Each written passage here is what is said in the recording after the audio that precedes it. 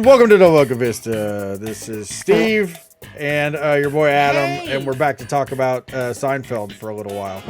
How's that for a quick intro? It's episode 3, and I'm also part of the Van Buren boys. Yeah, right. Yeah. You know, it's funny. Whenever I watch Seinfeld, not in preparation for the show, my daughter's like, she'll come up to me like, "Dad, are you doing homework?" I was like, "Yes, I've got to prepare myself for future episodes." And want to take a second to thank everybody for all the comments and for watching the episodes. We really, really appreciate it. Obviously, we're still very, very small channel, and the podcast is very small and stuff. So we really appreciate those of you who have engaged with us. It means a lot. One thing I had mentioned to one of the commenters recently was it's a little painful sometimes to realize how long we've got to go before we start getting to like the really gold Seinfeld episodes, right? And do you ever think about that? It's like, if we do this show every other week, how long is it going to take us to get to the point where we're actually to like our favorite episodes? Because as I've said to many people, a bad episode of Seinfeld is better than most good episodes of most shows.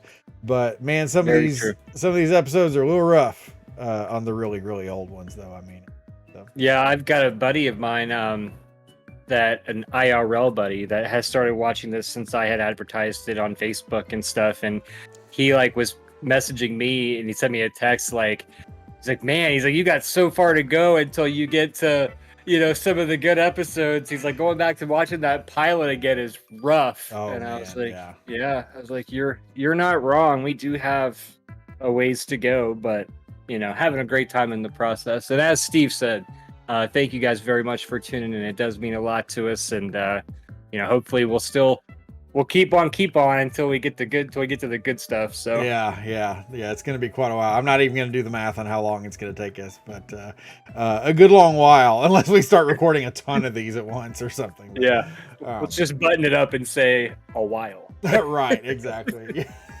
I told you mentioned an IRL friend, one of my best friends from childhood. Hello, Cody, if he's watching or listening or whatever. I told him about the show, and he was like, "Oh my God," because he's been a huge Seinfeld fan forever. Like, I remember he was way into the show when we were in like high school and stuff. And like I mentioned before, I liked the show, but I couldn't watch it a whole lot because my parents didn't like it and they didn't let us watch it really. So if you enjoy the show, share it with a friend. I mean, the thing about Seinfeld lovers is they tend to know other Seinfeld lovers. So we can smell our own. Right. So get the word out. We'd really appreciate it. This week, getting into the robbery.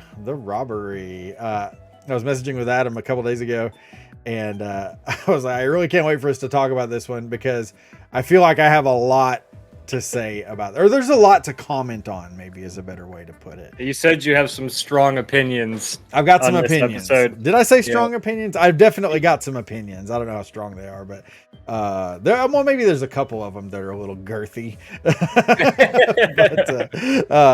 the robbery, this.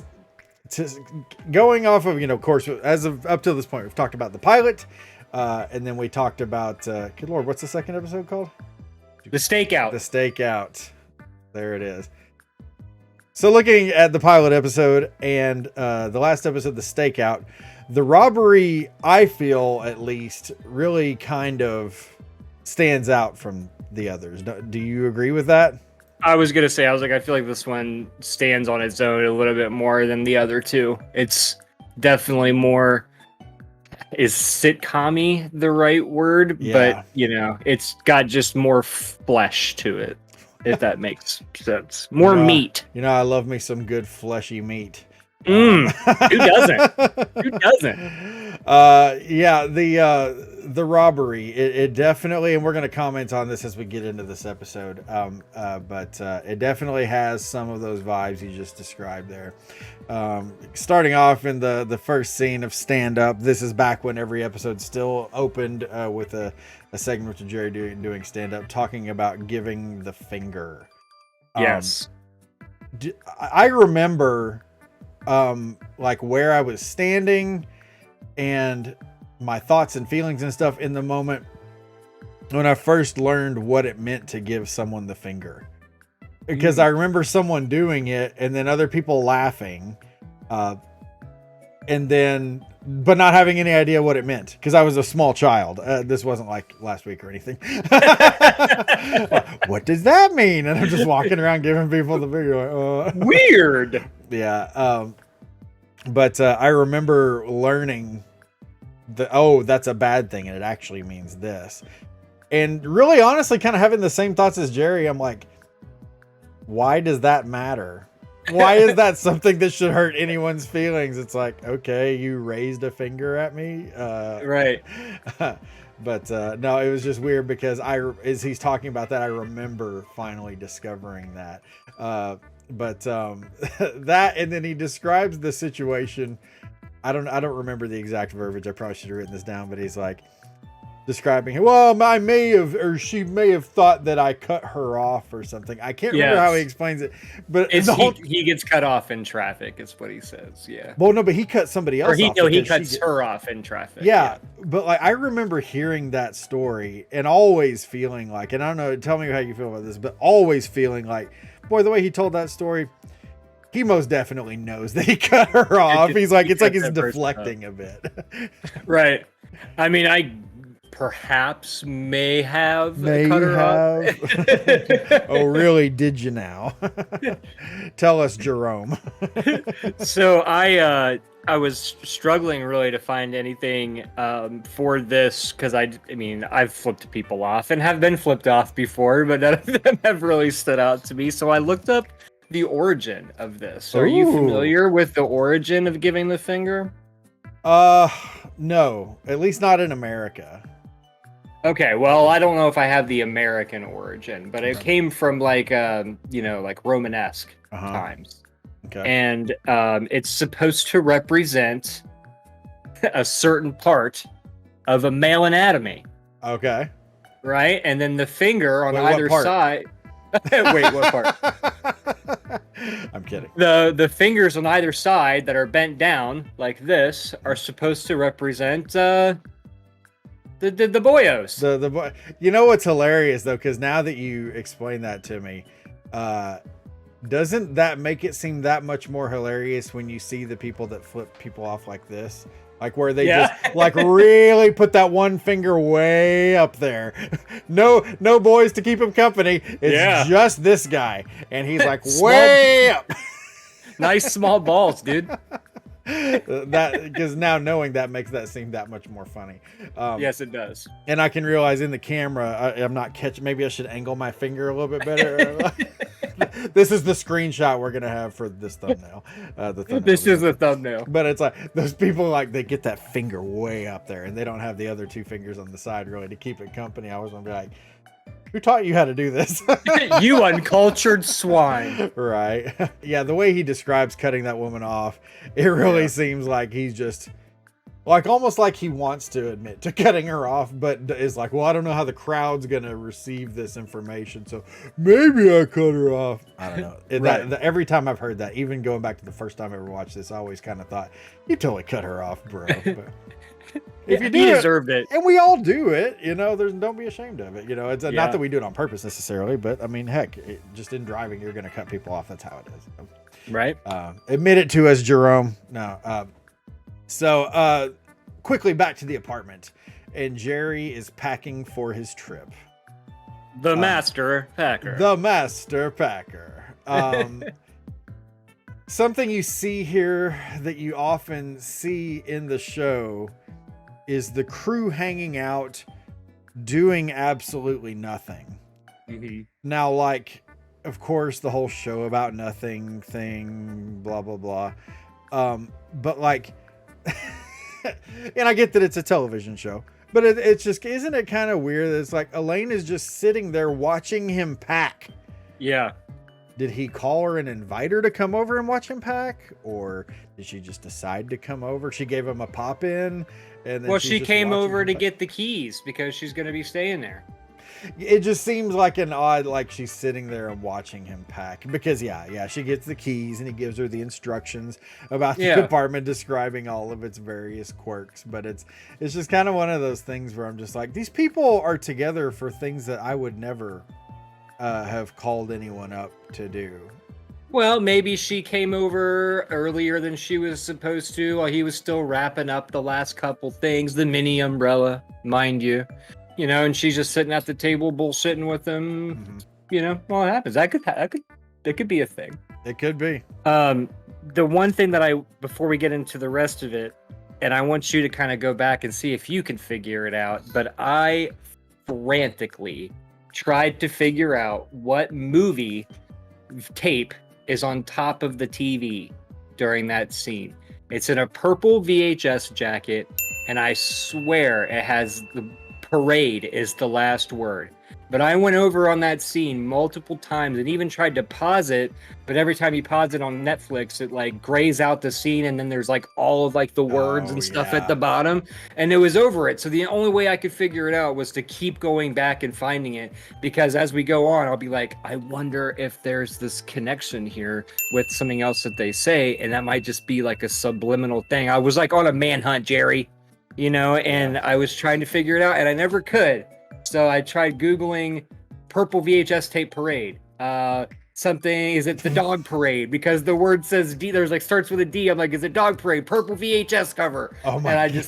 I could not find it. So if anybody out there knows what tape that is, let me know. You know, let's just take a second here to bitch about Netflix. Because Netflix is very quickly becoming awful. It's like every time they change anything with their UI, it just pisses me off more. It's like I can't even scroll through Netflix now without it like constantly like auto playing crap. And it's like I might just be sitting there in silence and not while like you know, like all this screaming and bloodshed and whatever and stuff, and I'm just like, I just need to concentrate and find something to watch, and you won't stop blaring this crap at me. You know, Steve, you could mute your TV or whatever, but why should I change? He's the one who sucks. You know, I know what you mean though, because I do hate the autoplay. I've thought to myself, like, why is this on everything? And I've almost been like, I just need to find something really, really old that doesn't have any autoplay stuff on it, and then just sit it on that until I figure out what I'm doing, you know, or whatever. Yeah. I know what you mean. And like you said, even the pausing the thing, like you can't just pause the screen and look at the screen. It's popping up all this random crap. Yeah. Oh, you could watch this next, and then this is also something you might be interested in. This is the name of the show you're actually watching right now. Do I need that information? Like, not now, Netflix. I'm trying to pick apart Seinfeld. I know, right? This is why you need to go back to the DVDs. So yeah, I know. You know, I would have. You know, my birthday's coming up on April 12th. Maybe you could buy me the set for my birthday. Yeah. I'm just kidding. I'll get you season 1. You know, we're going to be on season 1 and 2 for like the next year. For sure. Well, we're almost done with season 1. I didn't know season 1 was only 4 episodes right off the cuff. I found that out today. Yeah, it's a short season. Is it really 4 episodes? Yeah, it's like the one. The one after male unbonding is the last one. Okay, so it's 5 episodes. Okay, yeah, I was gonna say I thought it was 5 episodes, 5 or 6. Yeah, the stock tip is the last one.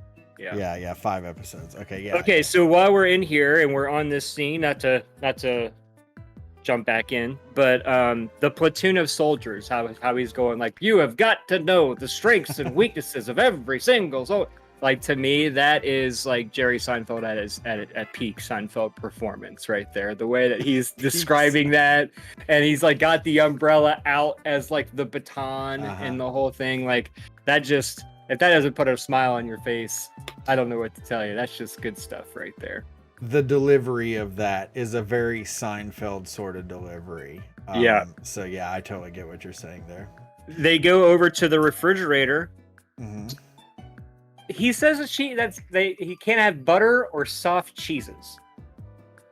Why is that? Butter is the thing in your refrigerator that you unearth like 4 months later, and you're like, I'll make a grilled cheese out of it. Who gives a damn? You know, or whatever. I get that. And yeah, there's so many things that are said and done maybe even in this entire episode that make like no sense. No sense. To where it's like, how much of the real world are these writers actually living in? You know? Yeah, and like soft cheese. What does soft cheese have anything to do like with regular cheese? Is there something that I don't know about cheese? Am I the weird one? The rate at which cheese spoils. Yeah, and whether soft cheeses are more susceptible to spoiling, why is that funny? Or is just saying soft cheese, is that a fun thing to say? Is that yeah? Yeah, I don't know. I was like trying to go over that whole thing. I'm like, man, they could have like done anything really, like that spoils super fast, you know, like meat, or I mean, I know they say milk, but like, I don't know, just butter and soft cheese to me was just like, of all the things you could have said in which to bring on the thing that Jerry's fridge sucks. Yeah. Why butter and soft cheese? Yeah, but boy, yeah, no butter and soft cheese in this fridge. This fridge does not even have, it's lactose intolerant. It does not tolerate any lactose. Which, doesn't he say that? He says that he's like, I don't tolerate any lactose. That I don't know. I think he says that. He says that in one of the episodes. I want to say, now I'm going to go ahead and throw this out there now. I want to say, we can comment on it when the actual episode comes around. It's the episode where he's dating the girl who likes the Cotton Dockers commercial. Oh, yes. Something about being intolerant of lactose. If I'm really on my game, I will edit this scene into that episode to where he'll be like, yeah, I'm pretty sure it was that one. And if I was right, then it'll be this awesome moment. You've already gave yourself more work before. I'm really great at that. One of the things that I was going to say about this is, just real quick. Also, if I'm going to go refrigerator shopping in the future, I'm going to ask how long soft cheeses are good for in there as part of my buying process. Like, would you say that soft cheeses last longer in this model versus this? You know what would be hilarious is if the salesman was like, funny, you should ask, and went on this big and then I'm gonna come back and be like, turns out I was an idiot, Steve. It really is a thing that me and other fellow refrigeratorists discuss. Refrigeratorists. The Kenmore, you don't want soft cheese. The Whirlpool, soft cheese out the yin yang. That's what you can do. But if you're a soft cheese person, go Whirlpool. Do yourself a favor. You mentioned the Seinfeld delivery of the platoon and stuff like that. Yeah. Okay, so let's take that portion and we're going to exclude it from what I'm about to say. Is like the conversation with Elaine, her reactions to the things he's saying, George showing up and the things that he talks about and the conversation from there. Like 90% of this scene feels very run-of-the-mill sitcom-y to me. But I realize they're still early in the life of the show. The show hasn't really found its own voice yet. And they're also doing a lot probably to make sure that the network continues to renew them. So it's very possible that those things are at play here. But there's a lot of this scene, and I told you this, I think in the last episode, where I'm just like, Seinfeld is really at its best when it's not doing that. And I feel like this episode has a lot of that, which I'll comment on further as we go into the episode. But the next note that I have here is Elaine is poor and George sells real estate. But like Elaine is like super poor, as like we call like, apparently. Just other things that they say that kind of reference this throughout the episode, which we'll get to. I'm just like, good Lord, Elaine must be just living on pennies at the way that they're describing. The way that they treat her character and describe things from her life, it's like, like she's like barely getting by or something. Like barely surviving. And she's the only one that talks about having a roommate too, as well. Yeah, so, that's true. Even more so why Elaine's so freaking poor, apparently. And again, and I'm not trying to point out like I'm not weight shaming or anything like that. This is just an observation. Did you notice that Jason is a lot skinnier in these episodes than he is in later episodes? Yeah. He definitely did not have that stockiness that they speak to so much in later episodes. Yeah, and it makes me wonder if like, do you think that they made him gain weight as part of his character shtick? And that was like part of it, or they wrote that into the show just because he happened to be that way. Like, again, I'm not trying to like view this as like a negative thing by any means, just simply from an observational angle. I don't know. I mean, I just thought that was super, it's worth noting, I feel like. I've never heard anything about that. It definitely, I feel, serves his character, though. I mean, history has shown us that people love a funny fat guy. So, like, yeah, I can totally get that being a thing, but I've never heard anything or read anything that talks. Well, and I also feel like he's dressed really nice in this scene too. Like, George doesn't really necessarily known for his fashion choices throughout the series, at least for me, but he's like coming in and he's just like dressed like he's just off of work. I mean, this is like successful life together George, and we don't really see that, like Elaine is going to him for help, like, you've got to get me a nicer place than what I'm living in now or whatever. And he's like, well, I'll see what I can do, like, it'll be hard to find something in your price range. Like, he's like the man to go to. And that's just so strange because he's just not later. And did you notice that there's a box of baseball cards on Jerry's fridge? I was about to mention that, actually. Yeah, the box of baseball cards. Like, this is a whole box of them. A whole box of them. And it's like the cards with like gum in the pack, Oh, is it? See, I don't remember that. But I remember because I collected baseball. Did you collect cards at all? Sports cards or anything? Yeah, okay. So I totally did. For like a summer. There was one summer I was really into it. But I was really hardcore into it for one summer. But I mean, I collected it beyond that. But there was one summer where I was absolutely nuts about it.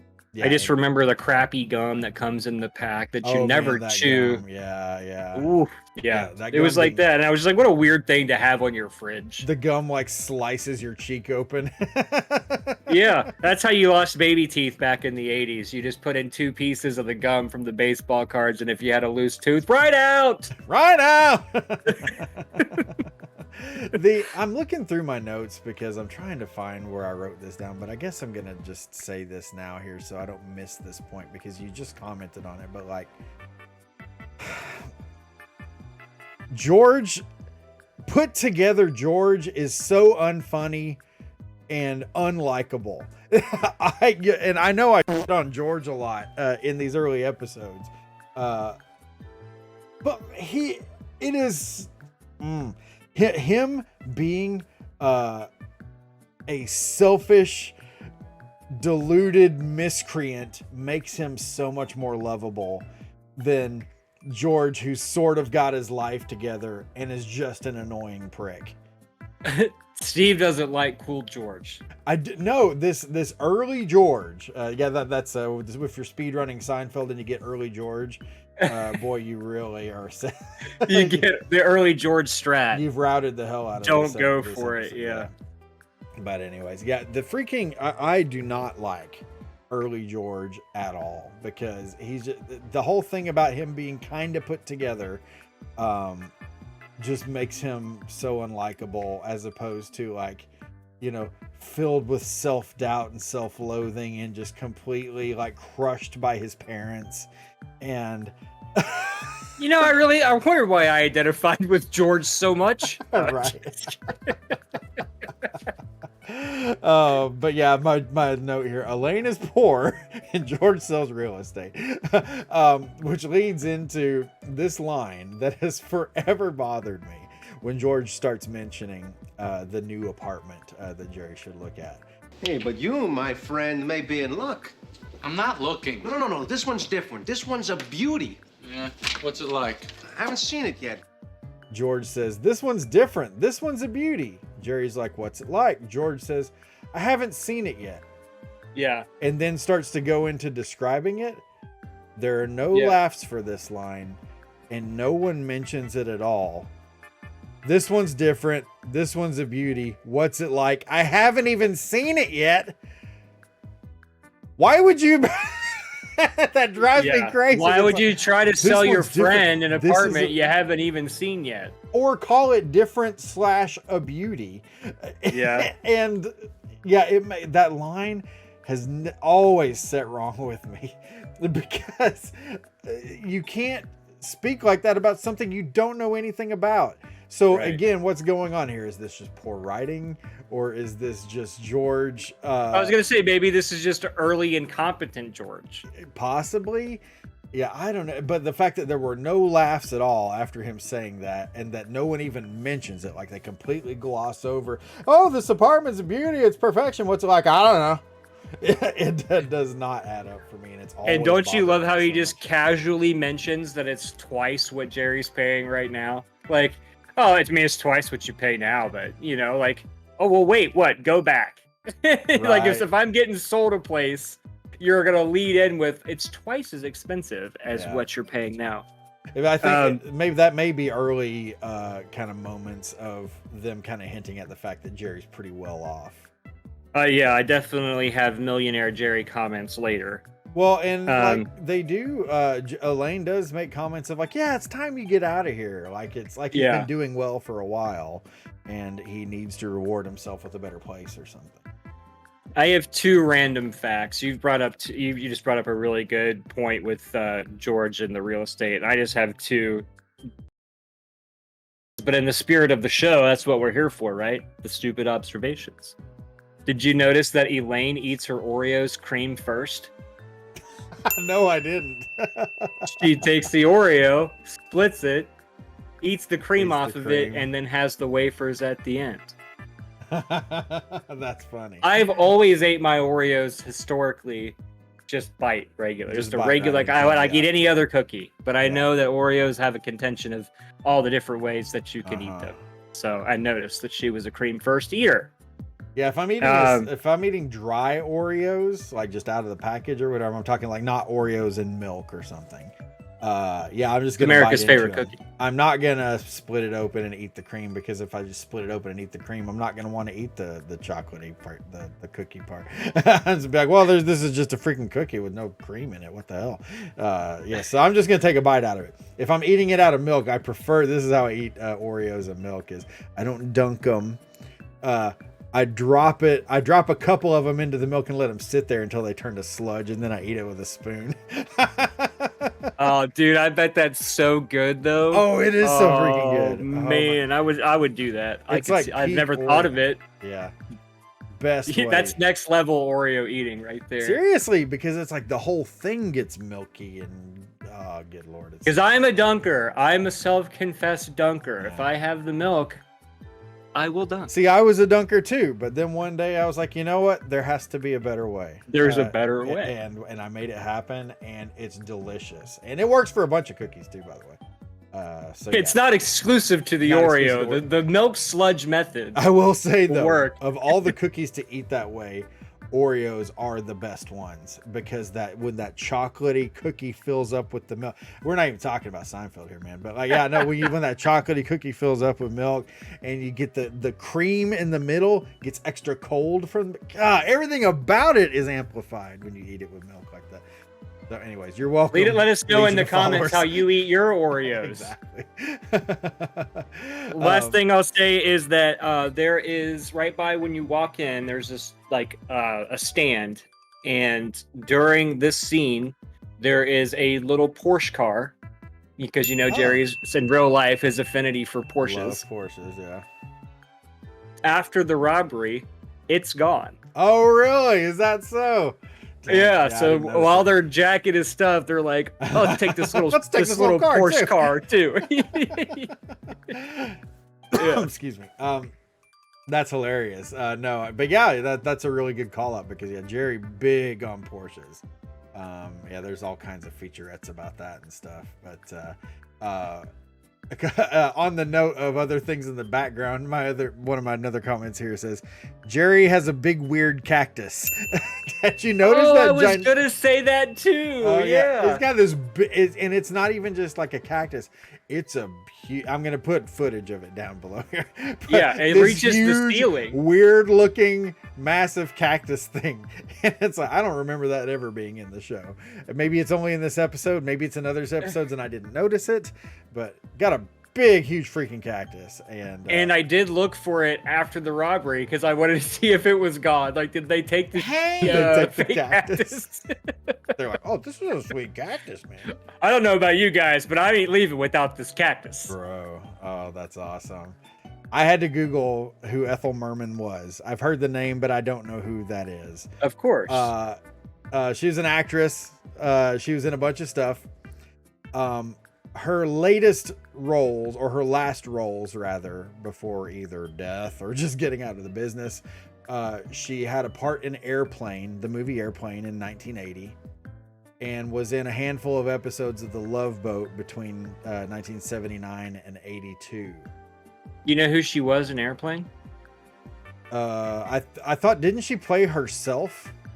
Oh, maybe. Because like, It's been a long time since I've seen it, but I do love that movie. I only know this because of what I Googled before, but I think if memory serves, it was like there's a part where someone jokes about someone being Ethel Merman, and then later on in another scene, it's her, Ethel Merman, like being that. So it's like self-referential humor. But right. Okay.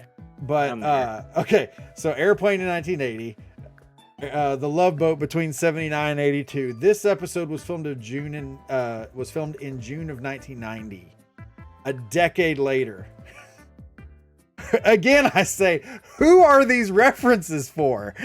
I Google Ethel Merman and it's a black and white photo. I don't know why they think that like the audience that they're going for is going to totally get a joke like that, you know? Like, and who thinks that that's funny anyway? I know.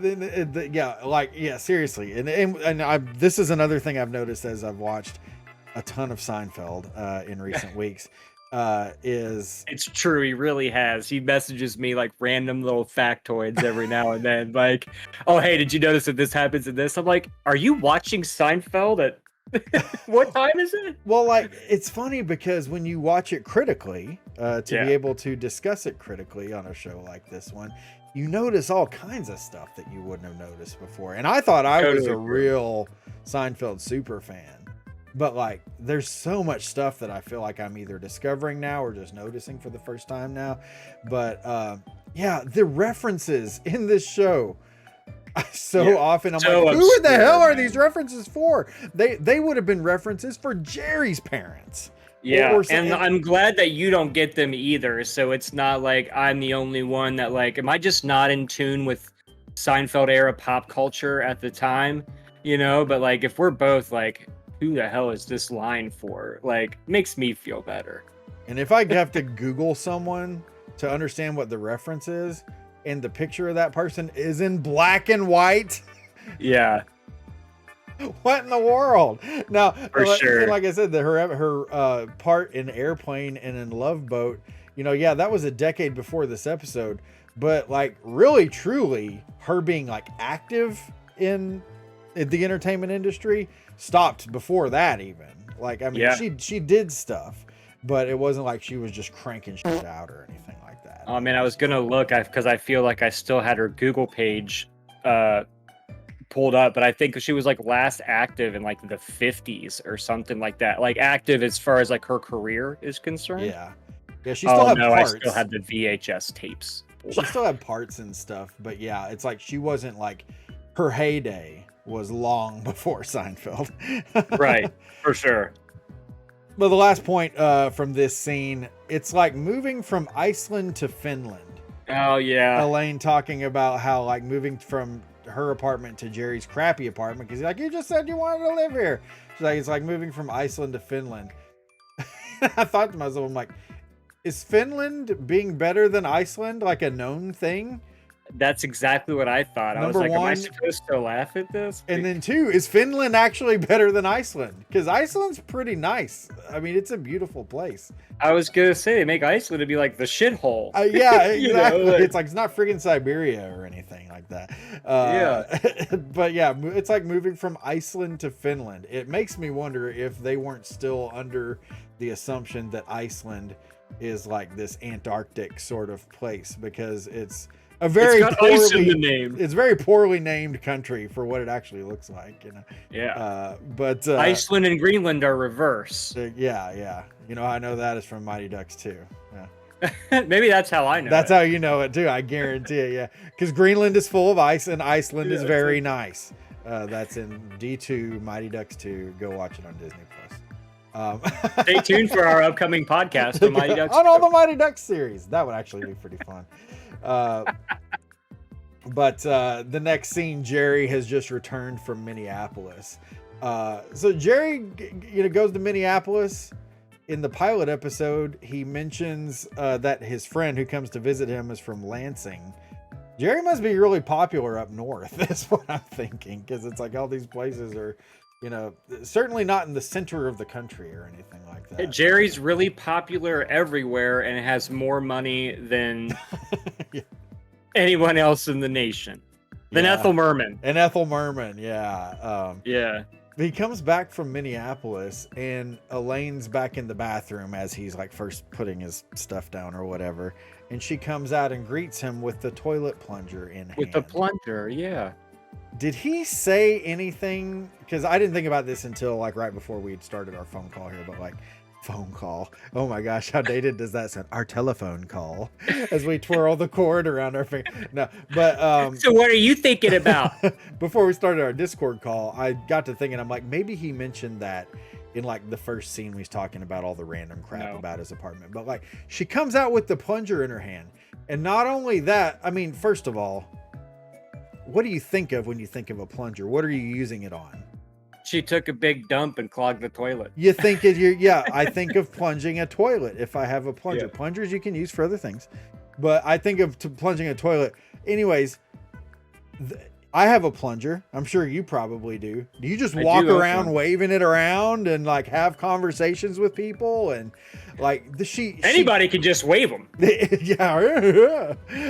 She walks around the apartment with this freaking disgusting plunger in her hand, and the whole time I'm like, why? It's almost like they want her to have a prop or something to hold on to. Yeah, well, she comes out of the bathroom, which it was like when I was watching this scene, I was like, man, all of Jerry's crap just got stolen and his toilet's clogged on top of this now. Like, and the hits just keep on coming. yeah, it's like, man, Jerry's never gonna leave again. Right. I leave you guys alone for 2 days, and look what happens. You leave my door TV open, and gets you're stolen taking and I can't take a elephant-sized dump because of dumps the in my way. toilet. Oh my gosh. Yeah, no, but yeah, that really, I get the toilet plunger, because as a grown man who has had to plunge many toilets, all I can think is like, I have a plunger, and that thing is very restricted on the places that it goes. I definitely don't just go walking around the house having conversations with it. Yeah. Especially with as weird as Jerry is about the toilet. Oh yeah. Well, yeah, and cleanliness and all that crap. Yeah. He asks where his TV is, and she says it's stolen, and he's like, stolen. Stolen! In my notes, I just have stolen in all caps with several question marks after it. Something about the way he says that, I'm just like, yeah. It's a combination of surprised and really whiny. Stolen! It's straight from the nose, too. Stolen! Stolen! The delivery on that line just gets me. Next point I have is just Kramer is still stupid. This is back when Kramer was a moron. Now, Kramer's a moron in later episodes, but... Or a genius, depending on how you look at it. Exactly. That's the thing. Either a moron or a genius, kind of depending on how you look at him. But in these old episodes, he's just straight dumb. Like there is... I don't feel like there is any genius to be had in Kramer in these old episodes. He just kind of seems like an idiot. Yeah. Do you disagree, or what do you think? I can tell you're thinking something. Well, I'm thinking of what I have down for this is when he's telling the story of like, well, I was going to bring the spatula right back. Like the way that he says it, like he really sells this in a way of it just reminded me of being young and getting in trouble with something, and I just kept wanting to hark on like the good part of it, like maybe that'll like take it back from like the bad, so he keeps repeating like, well, I was gonna bring the spatula back, like like he's had conversations before, like, hey man, if you're gonna come in and use my stuff, could you just bring it back? So like it's almost like he's like, remember, like we talked about it and I was gonna do it, and like please don't be mad at me. Like it was almost like I felt for him in that moment of like, man, I really hated having to explain like my mess ups when I was younger to adults, and having to like, at least I was trying to smooth it over, or whatever. And I thought that he just sold that really well. And I think this is also the beginning of like Kramer's like way of saying things later in the series when he's like, so the door was left open, wide open. You know, like Yeah. when he says like wide open like that, like that's a Kramerism that happens many times throughout Right. the series. And I think this is like the first time he does that. Michael Richards is genius as Kramer. It plays out in so many ways, and it's like there was a point really where they just kind of realized, oh shit, we have Michael Richards, we're just going to turn this guy loose, and that was when Kramer became what Kramer became. And I'm laughing because one of these moments recently, this is a future episode that we'll talk about, but I'm going to mention it now. But in the episode where Peterman buys Kramer's stories, for the Peterman book that Elaine's working on, when there's a point where Kramer finally realizes, oh shoot, I can't tell these stories anymore because I sold them to somebody, and he calls up Peterman to try to buy them back. And Peterman's like, oh, you vagabond, just get lost or whatever, because now I have Elaine who's gonna make me. And Elaine obviously realizes, oh shoot, the story that Peterman actually liked is Kramer's story. We can't have him getting rid of these stories because we need Kramer's stories. But anyways, Peterman basically gives Kramer back his stories, and instead of Kramer doesn't say thank you or doesn't say all right, he doesn't say anything that would be a normal response to this, but he's like, you're gonna have your stories back, you vagabond. And Kramer goes, ah!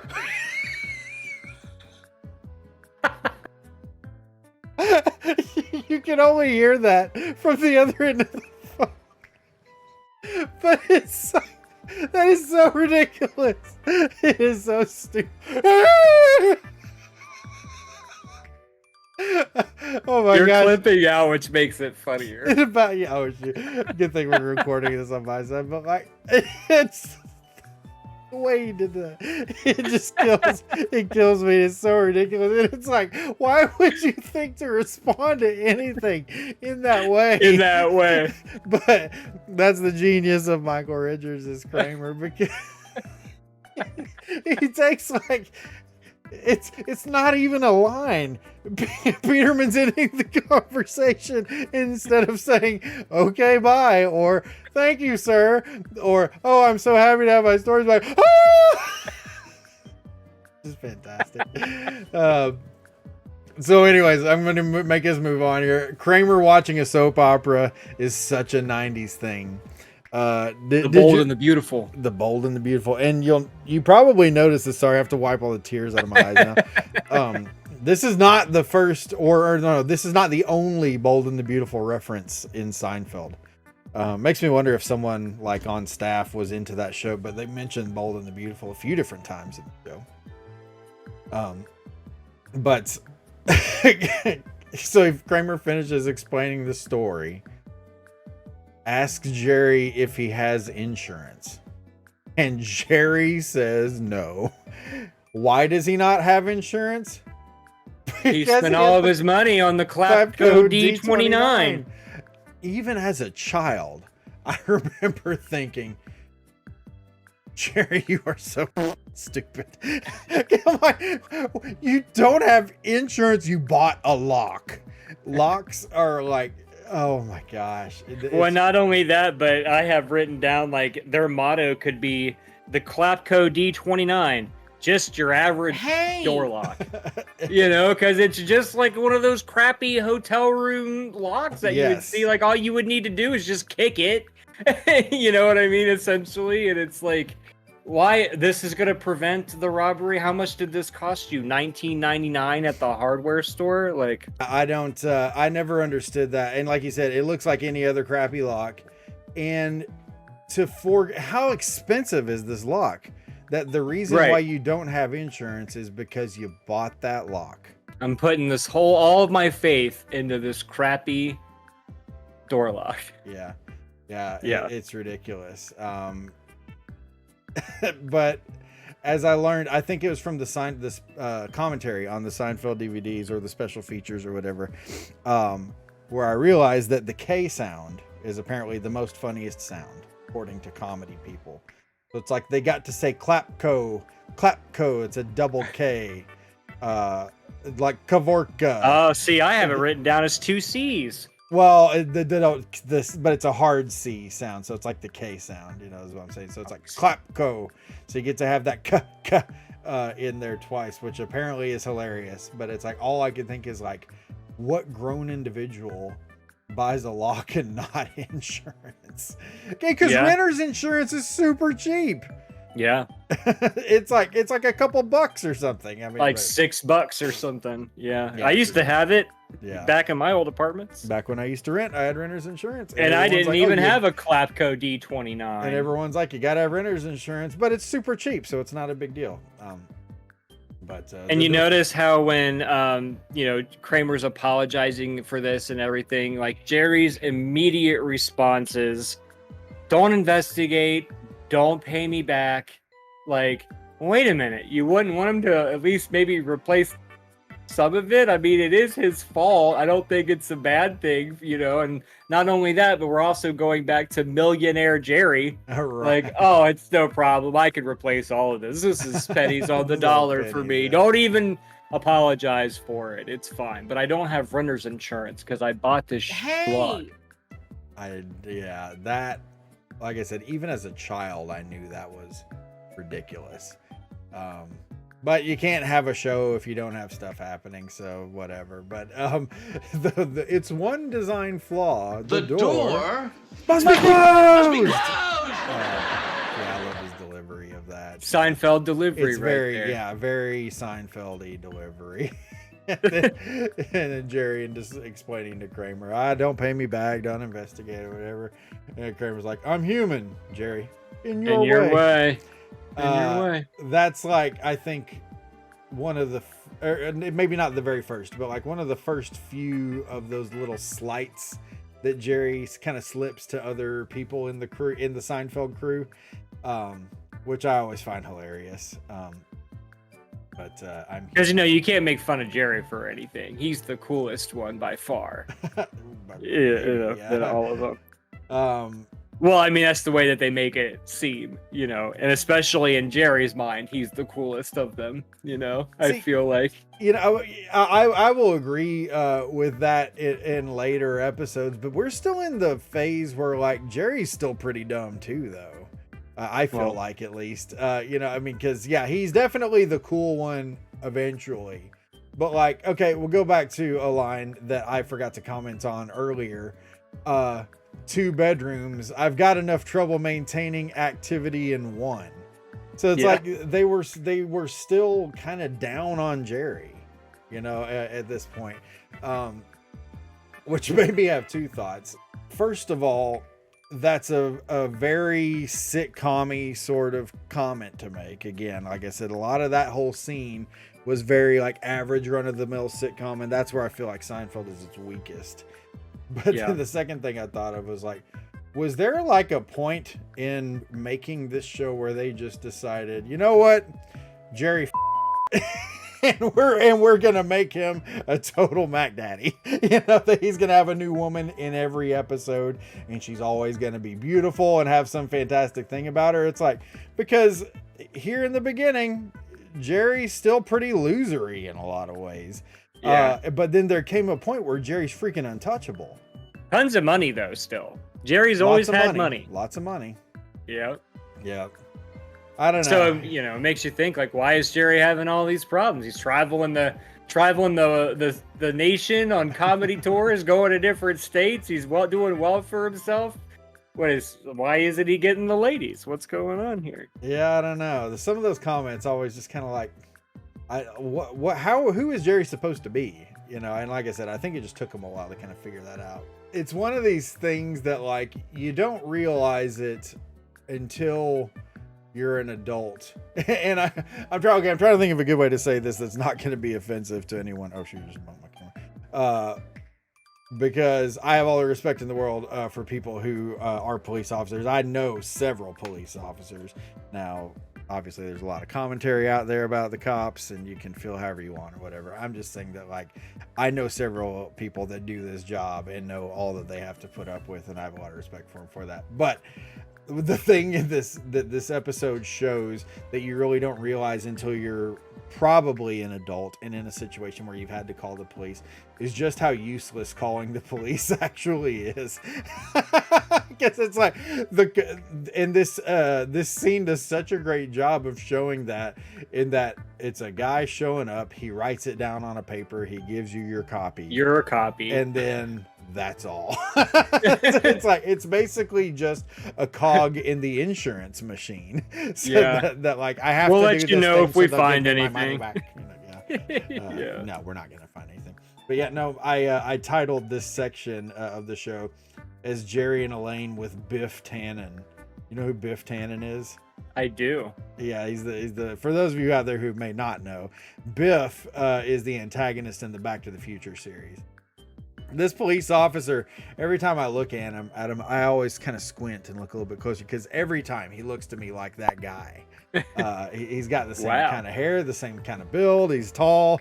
I did not get Biff. Yeah, but anyways, Maybe I need to go back and rewatch Back to the Future. Yeah, you absolutely should. You don't even have to ask that question. So, how stupid are Elaine and the cop for not getting Jerry's joke about the crook? I'd hate him his phone returning my calls. What does that mean? Why don't either of them get this? And is them not getting it supposed to be funny? I think them not getting it is maybe supposed to be like kind of like Jerry isn't as funny as he thinks he is, you know, or something. Yeah. Like it's almost like, okay, what do you mean by that? You know, It's like, it's a joke, you know, like you're not that funny, Jerry. Yeah, it's just like, why do they not get this? And again, it's kind of like he's making a bouillabaisse. Why is that funny?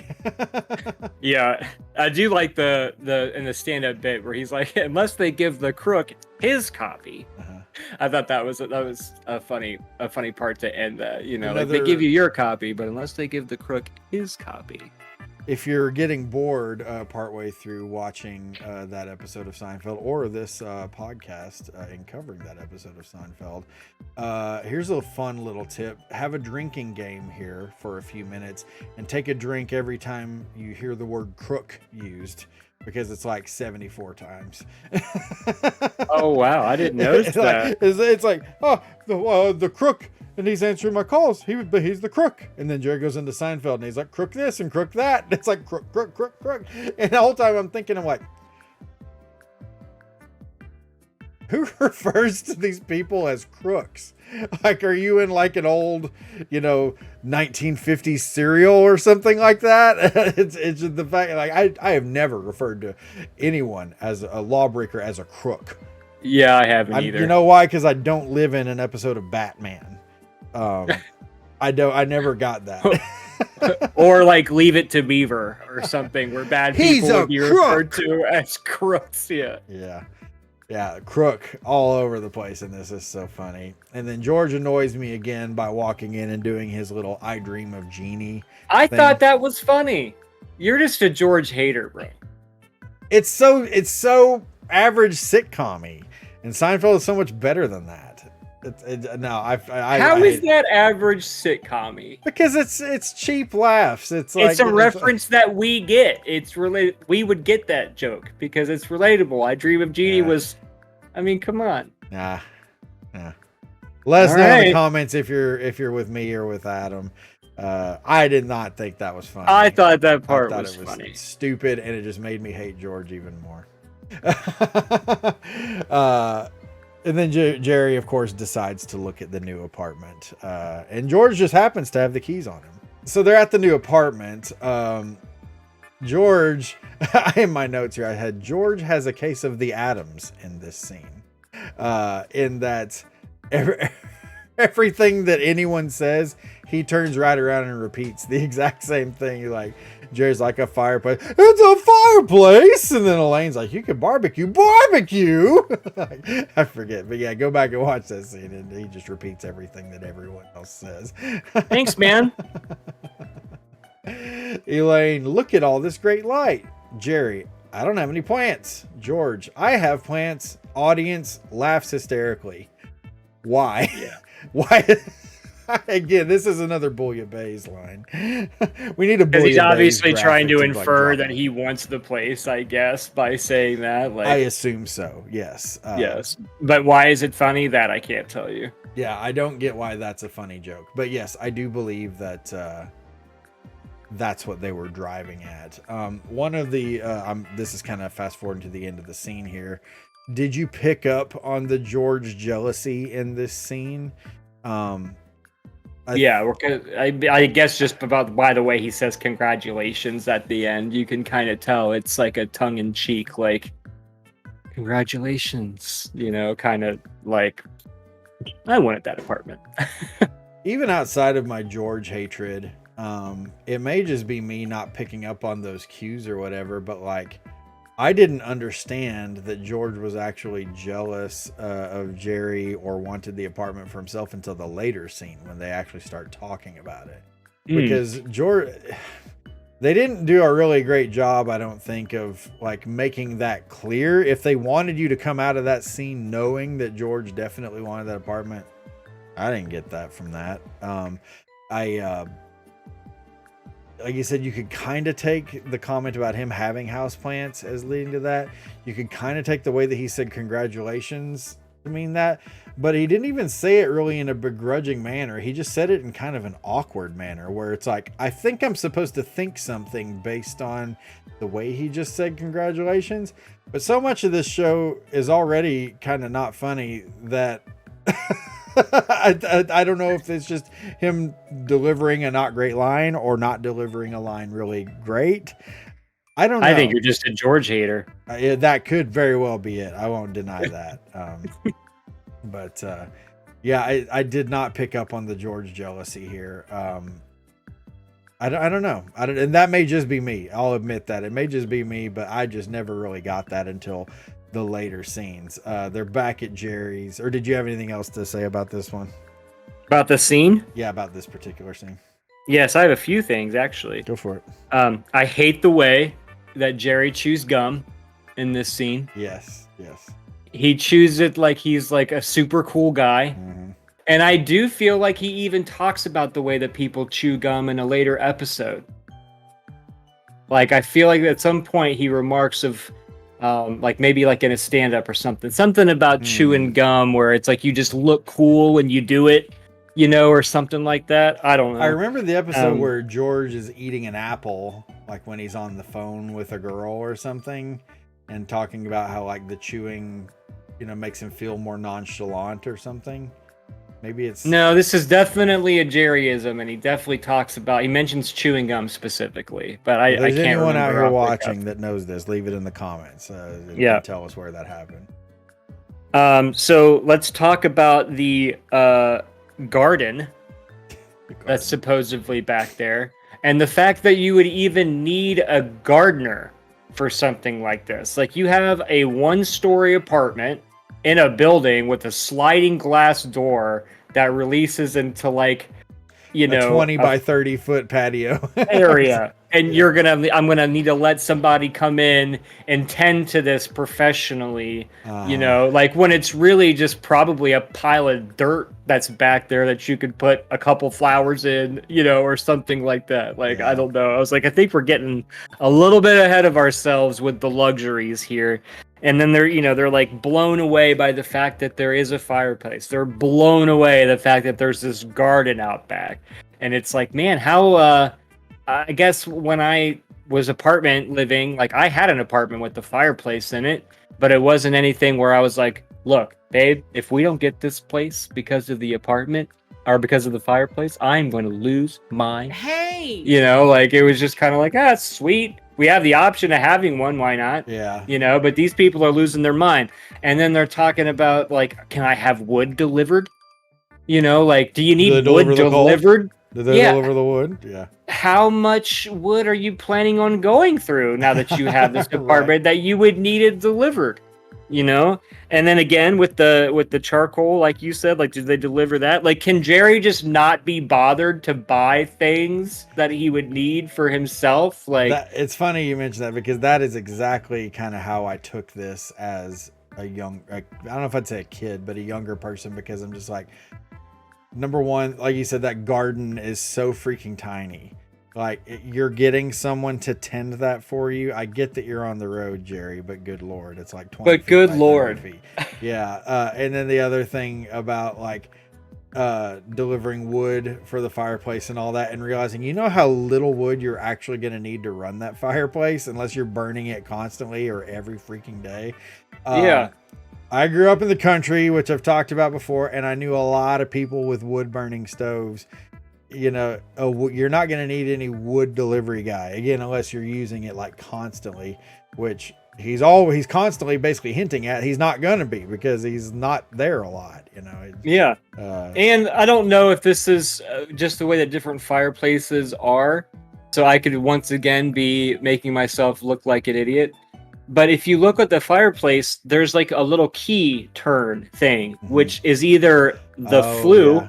you know, or it's a gas fireplace. It's a gas fireplace, right? And yeah. you don't even need wood. Why are we having this conversation? I never understood. You know? One thing that always cracks me up about gas fireplaces is like when they have the fake wood on the inside, and then you. So I actually have a gas fireplace upstairs, and it has fake wood. It has the fake wood. Do you ever? I didn't buy it. It came like that when I bought the place. Bull crap. It doesn't work either. I can't get the damn thing to stay lit. I kept trying to do it when we moved in, and I still have yet to do it. But it does have the fake wood in it, for sure. Why the fake wood? Is like, are they thinking that they're fooling people, or ambiance, baby? Like, why is there fire but no wood? Like they're blowing. Well, I mean, I feel like maybe it's just so you're not freaking people out. If you looked over at someone's house and there was just a big hole in the wall with just flames in it, it might be a little. I would think that's badass. I don't know. Yeah, it cracks me up that the fake wood is like, we need to put that because when people see fire, they're gonna think wood. They're gonna think wood. It's like wood paneling. It's funny, we got wood paneling all on our overlay here, but it's like, yeah, the same thing. We need to put that so it looks like it's made of wood. Okay, thanks, people.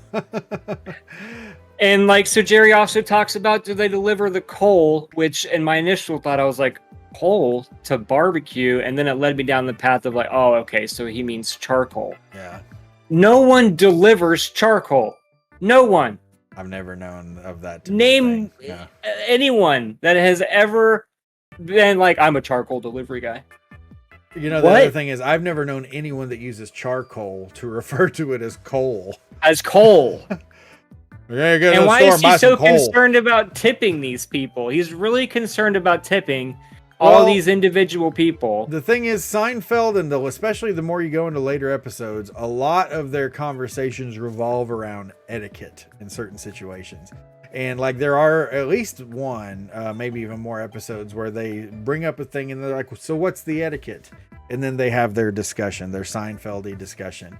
And I think this is kind of like the first little smatterings of that. And he's trying to figure out what the etiquette would be for those things and whether he wants to have to deal with that in order to be able to have those luxuries as a part of his life.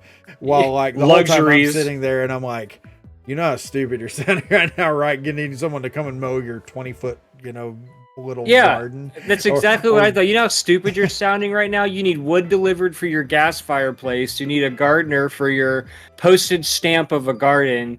And you need someone to deliver you charcoal for these barbecues that you're going to have for yourself because you live alone and you're hardly ever there. Yeah.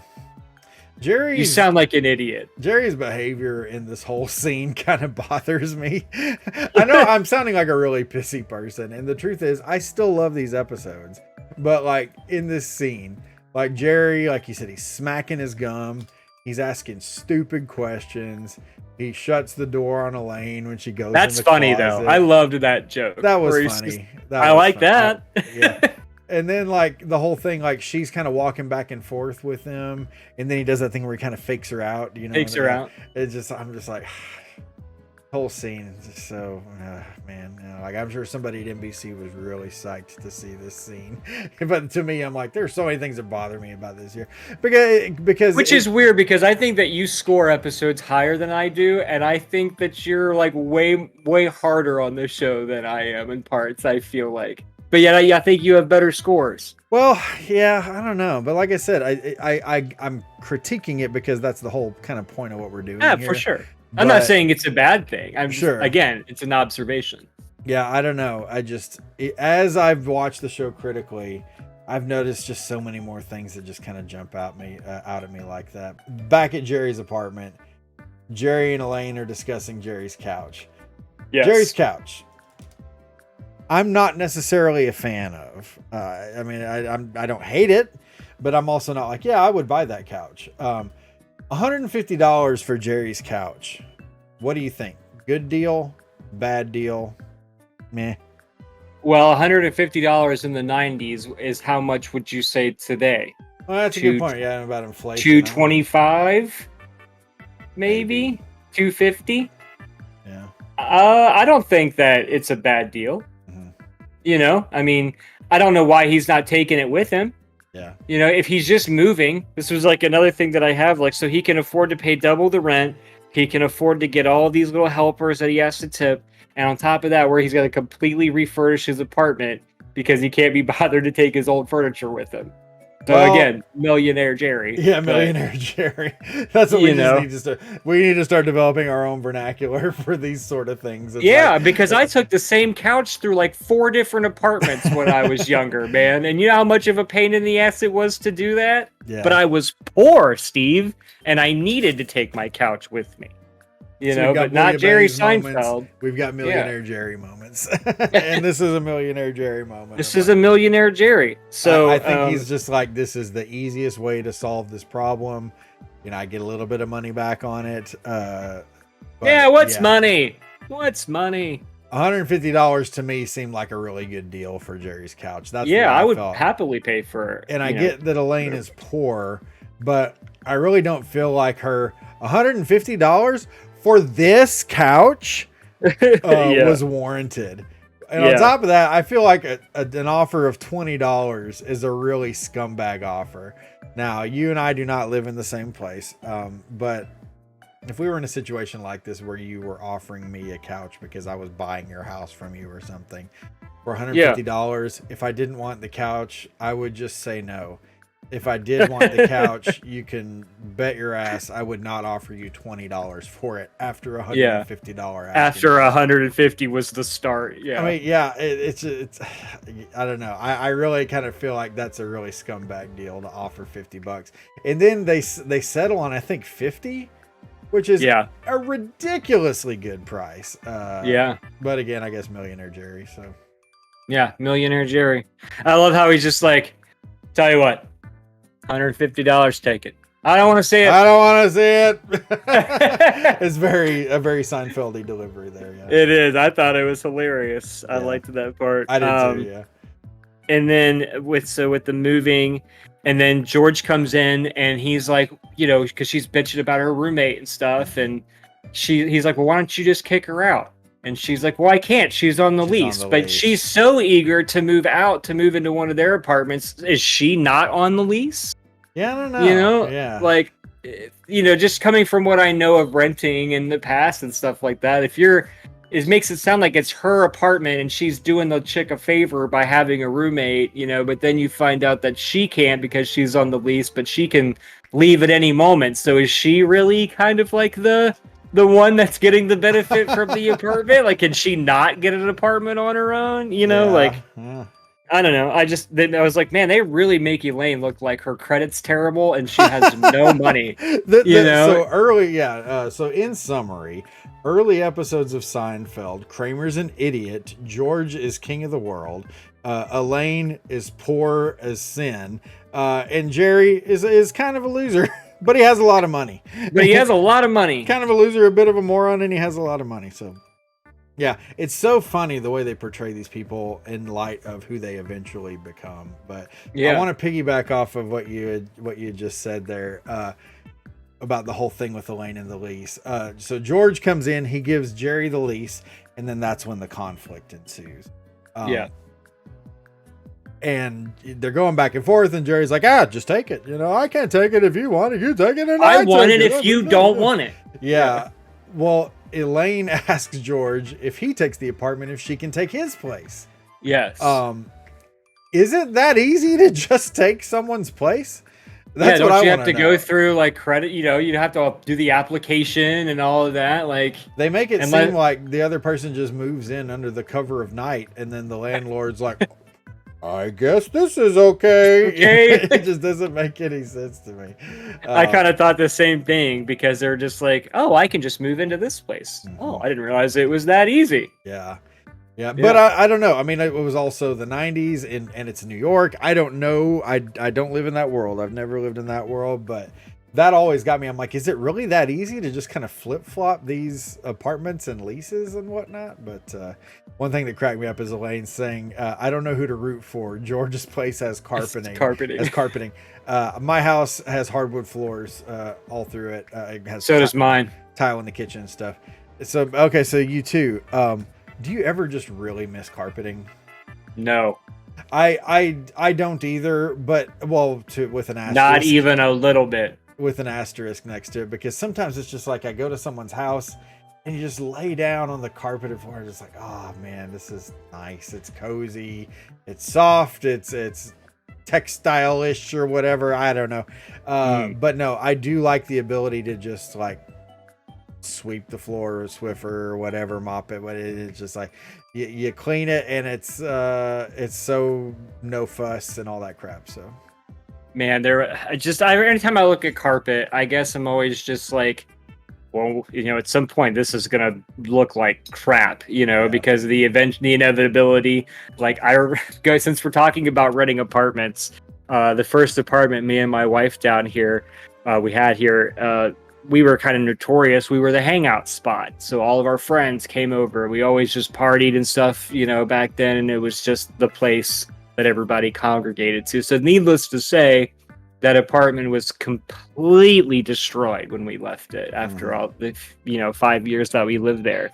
And during that time, a giant candle had gotten spilled in the middle of the living room floor. So there was just like a splattering of candle wax that had dried on the carpet, and we could not get it out. We didn't really try because we were probably like 22 at the time, and we didn't really care. But I remember we tried a couple different methods, but it was just always there. So it was like, man, if we just didn't have carpet, we would, we'd be able to scrape this shit up. It would be done and, whatnot. But since we have carpet, every stain, every horrible thing that happens, you're constantly reminded of carpet it. always remembers. Yeah. Yeah. And so when we were like going house shopping and stuff, ironically, this was the first house that we looked at. There's a story involved though. But when we were remarked about how this was all hardwood floors, because we were like, oh, perfect. Like we never have to worry about any of candle incidents or anything like that. It was just super easy, cleaned up. So yeah, if you ask me if I miss carpet, I don't miss carpet at all. Not even a little bit. The shoot, what was I gonna say? I don't know if you tried this or not. Like if you lay a towel over the wax and then you iron it with a hot iron, what it does is it like pulls the wax up out of the carpet and it'll melt it onto the towel. Now, towel's a lot easier to replace than carpet. Yes. So that's kind of the idea there. But any of the Legion of followers out there, if you spill wax on a carpet, give that a try, because I've heard that it works. Because one of my best friends did that, and it worked for him great. Like I said, we didn't really try at the time. Right. I think we went at it a couple of times with 20, like a school scrubby scrub. That doesn't work. It's in there forever. Scrubby scrub. Makes me think of the chompy chomps from Mario 3. Go back and watch those episodes, everybody. Lopsided nips. What's not to love? Exactly. Yeah. So when they're flipping the quarter, yeah, they flip the quarter to see who's going to get the apartment, and it lands on the countertop and then hits the ground. And then when it doesn't go his way, George says there's interference. Now I have two things to say about that. One, that if it had hit the countertop and it had gone George's way, he would not have said shit about interference, right? That's a given. Secondly, have you ever had that same situation happen where you have flipped a coin for something and it like something like that happens and it either doesn't go your way or it doesn't go the person's way, and then they're all like, you didn't say it could hit the countertop first, you know, or something like that. Maybe not referred to as interference, but like, you know, all of a sudden now there's like clearly established rules that we did not establish in the beginning because it didn't go a certain way, if that makes sense. Have you ever had that happen to you? Not really. The only thing I can think of though is one time when I flipped a coin with someone, and I remember, and it's crazy I'm even remembering this, because if had you not asked me this question, I never would have thought of this. But like, I remember being a kid and being in a flip a coin situation. I flipped the coin, I caught the coin, and then I just showed them, and they're like, "No, you got to do the thing where you put it on the back of your hand." And I'm like, "Well, what the fuck does that mean?" It's like, this is that. I mean, yeah, it gets, I guess, one more flip if I do it that way, but the whole thing is that it's a game of chance. You flip, Right. Does that make it any more chancy if I didn't do the thing where I put it on the back of my hand? But Right. I mean, I've never had anyone really like dispute, you know, the validity because like it hit the countertop or whatever. Or Oh man, I interference. have. And I'm just like, but in that situation, I'm like, man, that is such bullcrap. It's like, again, because it comes back to the whole concept of it's a game of chance. You flip it, it hits the countertop. It's all chance. It's all. Right. How can that be interference? I don't. Like his flip was the divine flip, and if it didn't have that particular flip, then all hope is lost. I don't know. I have in my notes here. This is another episode that really makes me hate George. And then here was don't say. And then here's the note I was looking for earlier. George is a lot more lovable when he's very clearly a selfish, disturbed miscreant. As Miscreant. What a opposed word. to whatever the hell we have in this episode. Yeah. Steve doesn't say the word crook, but he'll say miscreant.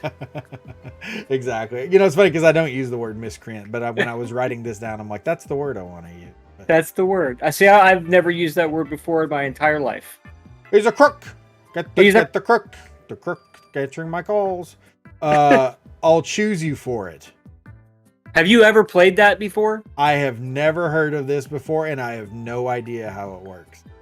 Okay, so I haven't played it before, but I do love the concept of it more than I like paper, rock, scissors. So the way that it works is the way that, if I'm understanding it correctly, is one of us picks odds, one of us picks evens. We can all throw it. We each throw a number between 1 and 5 of one hand. Whatever that adds up to, if it's an odd number, it's mine. If it's an even number, it's yours.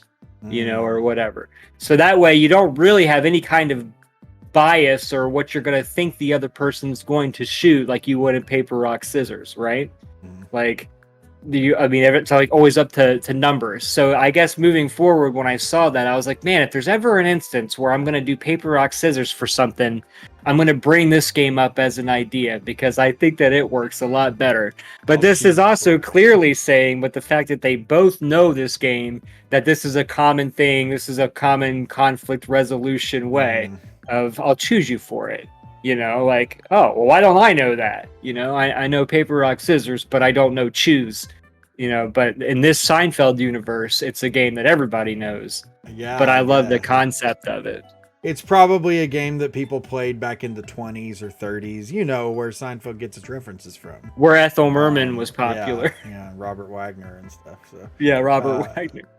Okay, now that makes sense. I have never known what the choosing was or how it worked, and I'm like, once, twice, three, shoot, and I'm like, and their arms move so fast, I'm like, I don't know what the hell is happening here. Well, see, and then the thing that I have for that though is when he loses, George goes into the bathroom, and I remember as a kid watching this episode and laughing openly when he goes like, "Why did I shoot 2?" when he closes the door, but he only shoots a 2 in the very first round of it. The very last round where he loses, he shoots a 1. Oh. So when he goes to the bathroom and he's lamenting that he shot 2, it's like, but that was the very first one. If you're upset about losing, it would be the last one that you shoot. You pick up on all the little visual details that I don't pick up on. I just bitch about like that doesn't make any sense. Boy, obeys. Yeah. Well, so watch it again at the very last I'll have one. to. Yeah, no. He shoots a 1, and then he's pissed that he shoots 2. Why did I shoot 2? So Kramer runs into the guy in the elevator. Yes. And I know about the stuff. and he's like filing his notes. I know about the stuff. in these early episodes, it really seems like Kramer likes to investigate things, doesn't it? It's like he's always because he even tells them to something. not investigate. Yeah, don't investigate. Yeah, that I was gonna mention that earlier, but I was like, I don't want to get ahead of myself. But yeah, don't investigate. Don't pay me back. Like he knows that that's a thing. But yeah, Kramer and investigating.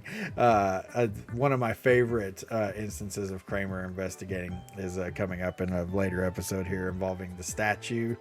Yes. With Ray. Where he's the cop and all that. Yeah, where he plays a cop. Yeah. Yeah. I don't want to say any more about it because I freaking love that episode. But it's a good one. It's a good one.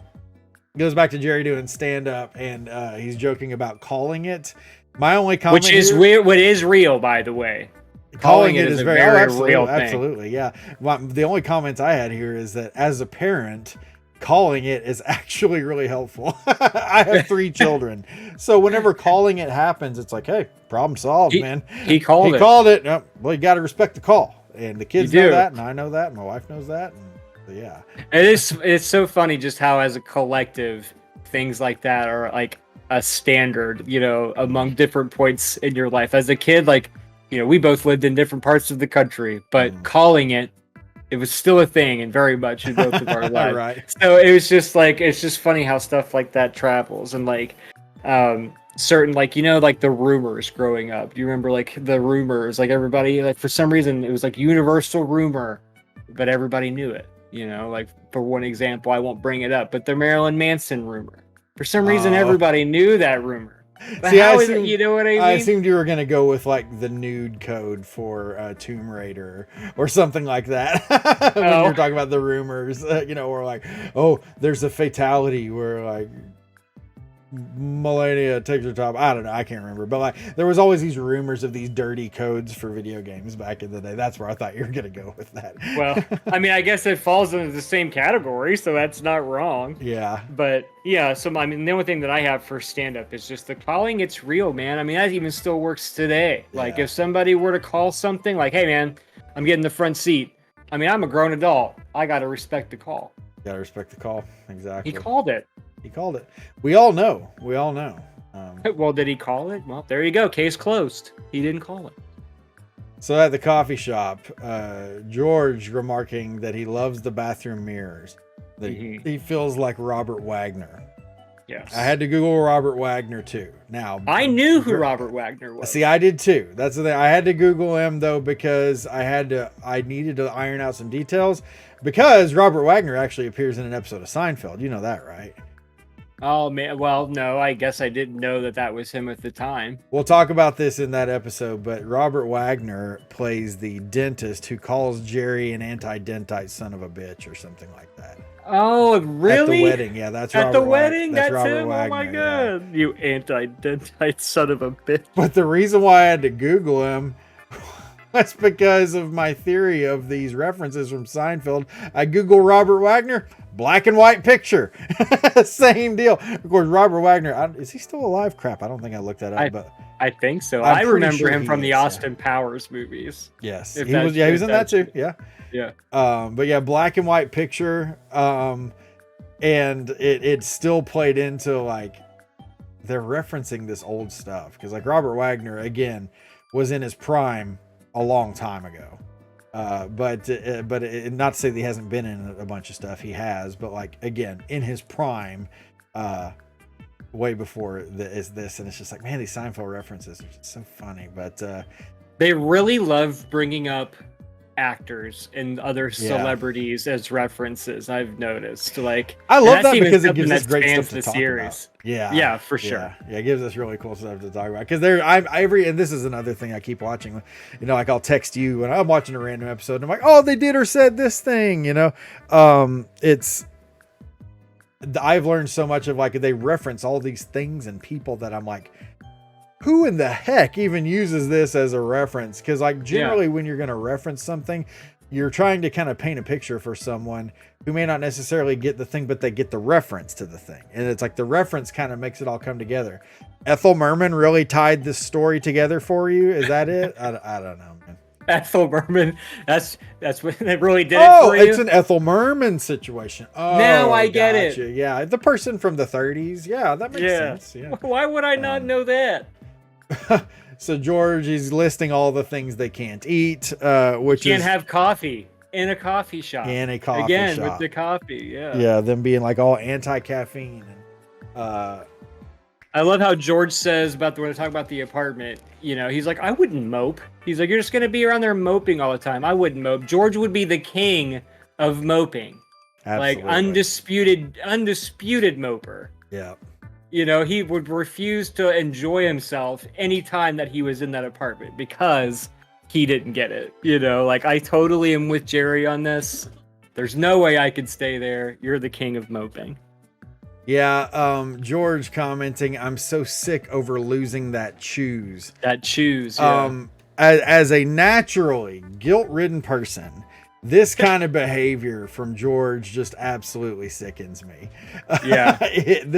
I hate to use this word because it conjures up things that I'm not happy about, but like this sort of really triggers me. You lost, shut up and be a man about it. Don't just go and try to make the other person feel bad because they're the winner of that one fair and square. You lost twice. Yeah. You already lost your ability to gripe about this 2 times over. That sort of behavior is just manipulative, and I freaking hate that. And again, it's just another reason why I hate old George in these old episodes. Fuck this George. I'm gonna have a lot of swears to edit out in this one. We're trying to keep this show fairly clean. I've been trying my best to not. No, I'm talking more about myself here. Yeah, you've dropped a few, but yeah, whatever. You've dropped a few. The waitress inquires about the apartment, overhearing their conversation. And then we're back to the new apartment, and nobody's happy. Elaine no longer has a couch, and George is still pissing and moaning about the countertop interference of the coin. And not only that, but as much as they hate going to do public things and meeting people and stuff, of all of the things to get out of that would be so easy, why are they all 3 committing to go to this housewarming party that the diner waitress and her husband got? Or a person they don't even know or are friends with and have no obligation to. They don't know a single person there. Yeah, because the Seinfeld gang's all about that obligation. Yeah. And they have no obligation to these people. If anything, these people owe them. Yeah. So yeah, it's absolutely crazy. They're at this person's apartment. Carol, who's the waitress, this is so, if you go back and watch this episode, they just emerge from like behind the scenery or whatever, and it's just like, where are they coming from? Like, what were they doing hiding in their own bedroom or something like that? But anyway, they come out together just kind of out of nowhere. I have no idea why they did it like that, but because there were 50 people in the, I'm going to keep going on this. There were 50 people in the room they could have been mingling with, and then they could have made their way over to the gang on the couch. But no, they come out of this back room that they were hiding out in. Yeah. And Carol introduces her husband, Larry, who is 1,000% horny for this apartment. Yes. He loves this apartment so much. It's very clear that he has to remark on all of the pluses that they all kept driving home. Like, we use the fireplace, we barbecue every night, I'm jogging in the park, the rent's fantastic. Yeah. And whatnot. Yeah. And, it leads you also to believe that he's got a pretty banging job because his wife is the waitress at the coffee diner. Yeah, I'm sure she's not really raking it in at Monk's.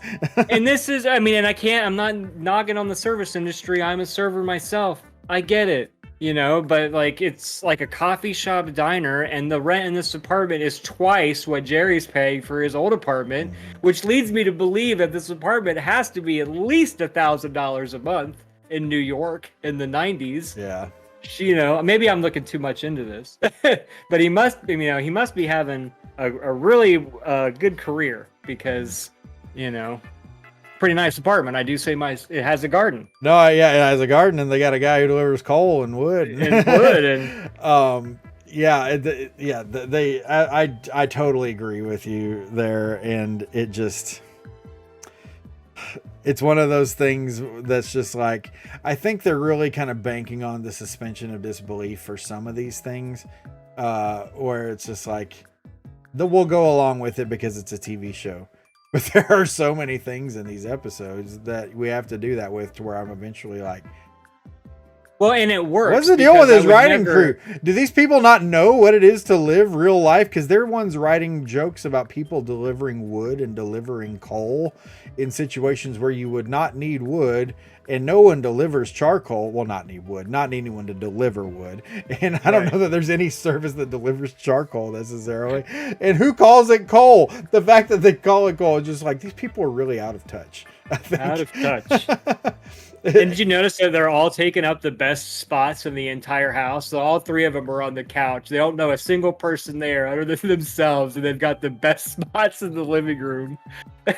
What a Seinfeld gang thing to do. Yeah. I feel like, you know? They as they was it her husband Larry finishes raving about all the things about the apartment. The next point I had here is Jerry's still a bad actor. Because the next thing was like George is like, oh, that's great, and then Lynn's like, oh, we're so Really happy glad you. for you. And then I forget what Jerry says, but I'm just like, that delivery is absolute ass. It's the whole thing where I'm like, if there was any part to point to where you're like, this guy's not an actor, this would be it right here. Stolen! Stolen! But before they sit back down, though, Diane, the neighbor, comes over. The masseuse. The They got a real masseuse. thing for masseuses in this series, too. Right. What the deal is with that? Now, did you notice anything with Elaine in this sequence with Diane? No. Okay.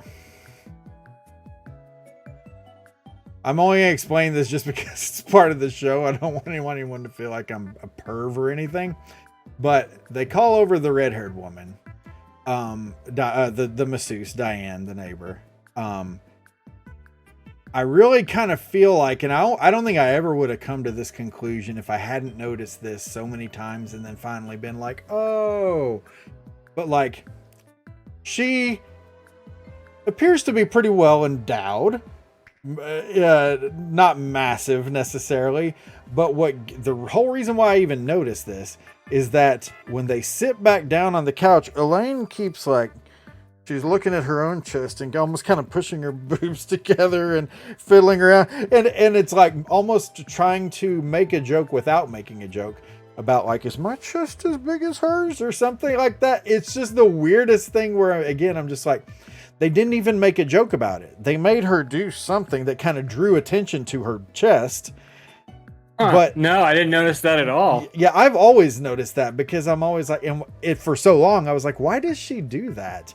And then I realize, oh, well, when they have Diane come over, she's like this very petite woman and she's got like her shirt's tucked into where it almost kind of looks like it's drawing more attention to her chest and stuff. And it's like, and then it goes to Elaine, who there's other times in the series comments on being, not so well endowed, maybe. Oh, that's just crappy, poor Elaine. Yeah, I know. It's like, let's just find poor another way to crap on Elaine. She doesn't have boobs, or something. But anyways, yeah, no, pay attention to that, and you'll notice she's fiddling with her little vest thing and her shirt, and it's just really, it's weird, it's awkward, it's not funny. I don't get why they did that, or was that? And an I love the ad-lib, or assumption that just because your neighbor is a massage therapist, that she's immediately willing and able to come over and give you massages anytime that you want. Like, well, yeah, everybody does that. My neighbor's a doctor, and I just go over to his house if I'm sick. Like it doesn't work like that. But they were trying to make it as this is just another wonderful perk. And I think that's probably why the shirt's tucked in, to make the boobs look so nice and everything. Because it's like, well, now on top of all these luxuries, you've got the super hot, massage therapist right next door. And it's like, come on, give me a break. We get it. It's a nice apartment. My absolute least favorite line from this episode, and Is the last one. No. Possibly even the entire series. It is uttered in this scene, though. And I'm going to play it right here. Diane gave me the greatest back rub today. She's a masseuse. I can't hear it. Well, I didn't play it yet. I'm going to edit it in later. Adam Please Blunder. Edit that part out. No, she's the Carol is talking about Diane coming over here and giving her the best massage, and she says she's a masseuse. I don't know what it is. The way she says it, she's a masseuse. Oh, every time I will legitimately fast forward through that part because I cannot hear the way that she says that because it drives me absolutely insane. She's a masseuse. See, I thought you were going for the last because I literally have "What's the rent?" ? Groan afterwards because to me that was such the catty sitcom way to end the show. Like they all look back, "What's the rent?" Yeah, you know, like that's such a again very very sitcom-y. It's so that much. was over the top for me, where I was just like, "Oh my god, stop." Yeah. That was the last thing I had. Guys discussing the apartment, the gang overhears, and what's the rent. And oddly, I didn't put this in my notes. No sitcom, no stand-up at the end of this one. Oh yeah. So yeah, kind of an odd thing. And like Jerry didn't even want to move in the beginning. He was completely fine with his apartment. Now it's like just because this one fell through, the other guy's talking about giving up an apartment, and he's like, "Oh, what's the rent?" George wasn't eager to move until he saw the new apartment. He was content with his apartment. Why he wants to know the rent? The only person that wanted to move in the beginning was Elaine. You know, you figure like after this is all said and done, they'd be like, all right, well, I'm just going to go back to living in my spot. Guess I don't have to move now. That's a plus. Yeah. You know, but now it's like, now they're all looking for new places to live, it seems like. And plus, it's just a corny way to end the show with the unison, what's the rent? What's the rent? Yeah. Yeah. It's an ending I'm not very happy with because, again, it's the whole thing of like, and again, Legion of followers, please don't take all my criticisms to think that I don't love this show with all my heart, because I absolutely do. This ending really just bleh, because it's so sitcom-y, and you know, it's just, yeah, it's not Seinfeld, but again, it's very early in the series and the show was nowhere near what it eventually became. And plus, I don't know about you, Steve, but this is the first time that I've ever sat down and really tried to examine a show in such detail before, like to the point where I'm like taking notes and I'm like trying to compare it to other. This is the first time I've ever done this. So like, I do feel like there are certain things where I'm like, maybe I'm looking into this a little too much, you know, or whatever. And if that's the case, you know, I apologize for that, but don't apologize to these people. But at the same time, you know, I mean, I feel like if you really look at it, there is some more stuff to talk about, but that you wouldn't notice until you started doing it this way. Because, like you said, with the just like the suspension of disbelief, it works for me because I didn't notice half of this crap until you start watching it critically. Yeah, for sure. So it sounds like we're nitpicking and being old geezers about it. But it really is just what happens, I think, when you really sit there and examine it.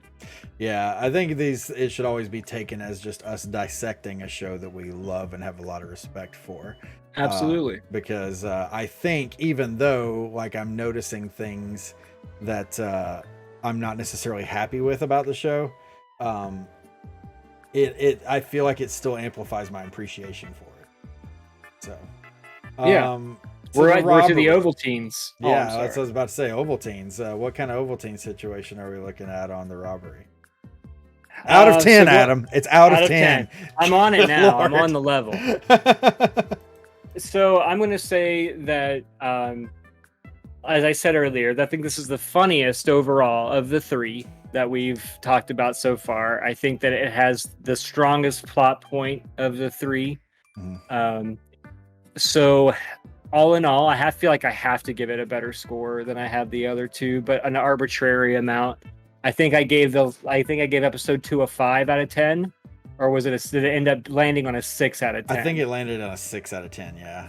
Okay, so if that's the case, I'm landing with a 6.5 Ovaltines. 6.5. Okay. Out of 10. Out of 10. Yes. Boy, if you have not gone back and watched the Cluster Fudge, that was the Ovaltine rating from the last episode. You need to go watch that. I'm going to be a little bit tougher on this one. This episode rather. I don't know why I said this Elaine. Had a whole lot of George pissing me off. It had a whole lot of really sitcom-y trope sort of things that really bother me.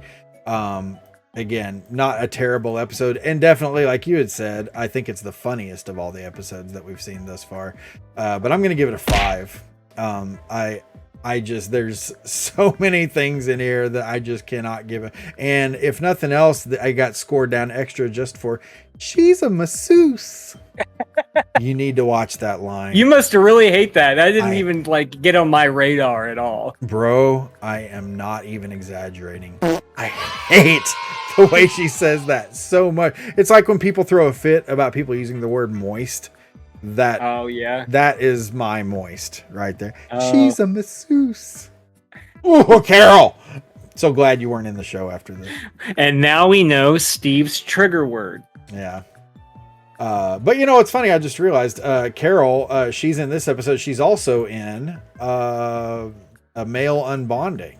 She's the turkey roll. The turkey roll? Yeah. Yeah. But male unbonding, our first introduction to her should have been in that episode, because remember, that should have been the second episode, but it wasn't because they aired them out of order. So kind of because you think if it had gone the way that it is aired, that she would be like, oh, hey, Jerry, you know, like I had you over at my house. Yeah, you were at my house. Exactly. Yeah. You know. Yeah. Did you ever listen to Tootsie Roll, by the way? I did. I didn't know Tootsie Roll. Are you serious? I'm serious. But like I told you, Adam, I've been to a lot less cool weddings than you have. Yeah, we it's at every wedding, Steve. Every wedding. Unless maybe Amish.